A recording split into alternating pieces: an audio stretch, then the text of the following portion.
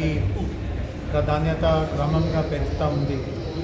గత సంవత్సరం అంతకుముందు ఉన్నటువంటి సంవత్సరాల్లో కూడా హైదరాబాద్లో చాలా విదేశీయ కంపెనీస్ వాళ్ళ జీసీసీ స్థాపించుకోవడానికి ముందుకు వచ్చినాయి. అండ్ భవిష్యత్తులో కూడా అదే వేగంగా కొత్త జీసీసీస్ని మన వైపు ఆకర్షించుకోవడానికి అన్ని ప్రయత్నాలు అన్ని సన్నాహాలు జరుగుతూ ఉన్నాయి. కానీ అదే సమయంలో సిటీలో ఉన్నటువంటి జీసీసీస్ మన హైదరాబాద్లో ఈరోజు 280 పైన జీసీసీస్ ఉన్నాయి. కొన్ని జీసీసీస్ కొన్ని దశాబ్దాల నుంచి కూడా హైదరాబాద్లో స్థిరపడి ఉన్నాయి.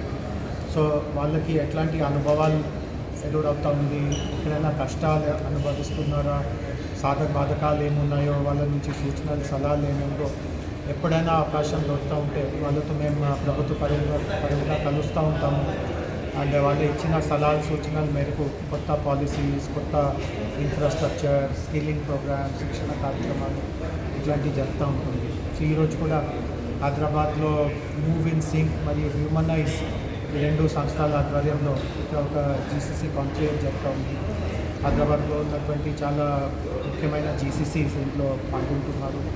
అండ్ ఇందాక చెప్పినట్టుగా వాళ్ళ నుంచి ఎట్లాంటి సలహాలు సూచనలు వస్తున్నాయో, ముఖ్యంగా ఈరోజు మన అందరికీ తెలుసు జీసీసీస్ కూడా ఏఐ అంటే ఆర్టిఫిషియల్ ఇంటెలిజెన్స్ని చాలా వాళ్ళు చేస్తున్నటువంటి కార్యక్రమాల్లో ఏఐని చాలా వాళ్ళు ఉపయోగిస్తున్నారు.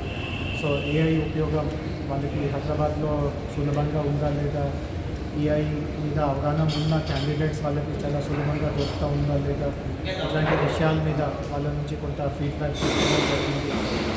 భవిష్యత్తులో కూడా ఏఐకి ప్రాధాన్యత తెలంగాణ ప్రభుత్వం కూడా ఇస్తూ ఉంది. వాళ్ళకి అనుకూలమైన ఏఐని కోర్సెస్లో, శిక్షణ కార్యక్రమాల్లో, అప్ స్కిల్లింగ్ కార్యక్రమాల్లో భాగం చేసుకొని వాళ్ళకి పూర్తి స్థాయిలో మంచి క్యాండిడేట్స్ ఇక్కడ అందుబాటు అవుతున్నట్టుగా బాధ్యత తీసుకుంటాము.